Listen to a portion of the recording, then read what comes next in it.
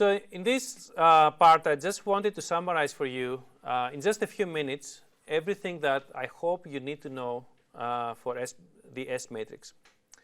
So the first thing that we should not forget is that the S parameters are in general complex numbers. Some of the examples we've seen here actually have given us real numbers, but in general are complex numbers, and they're frequency dependent. For every single network, except for the very simple ones, the S parameters are actually frequency dependent, so you need to know them or measure them or calculate them as a function of frequency. The second thing is that to calculate the S parameters, you must match all ports to their characteristic impedance. This is by definition. You cannot calculate the S parameters if the ending impedance is not equal to the reference impedance of that port. However, once you know them, you can actually, of course, match the network, rather connect the network to any impedance you want, and use the S parameters to find the new response. The other one is that the S parameters are defined as specific reference points.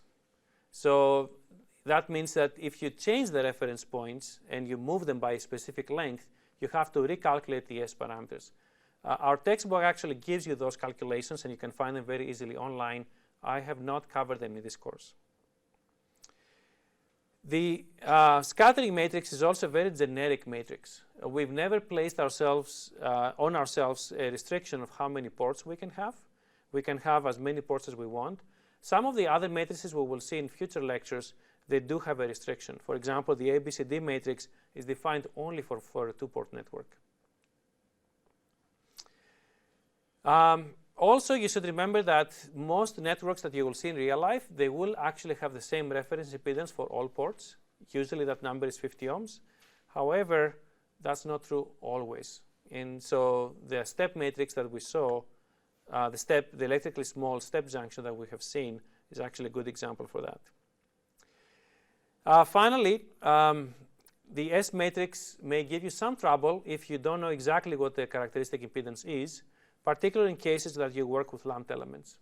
In that case, you should be using the reference impedance of the entire system that you're designing, and there are easy ways that you can rescale the S parameters for different reference impedances. We will see that in a future lecture.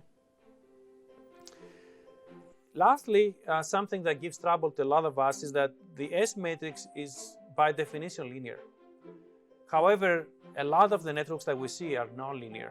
So what do you do is that if you do need to characterize nonlinearities, either you have to make assumptions about weak nonlinearities and then use the S matrix, or you have to use other matrices that are actually made specifically for nonlinear networks, which we're not covering in this class.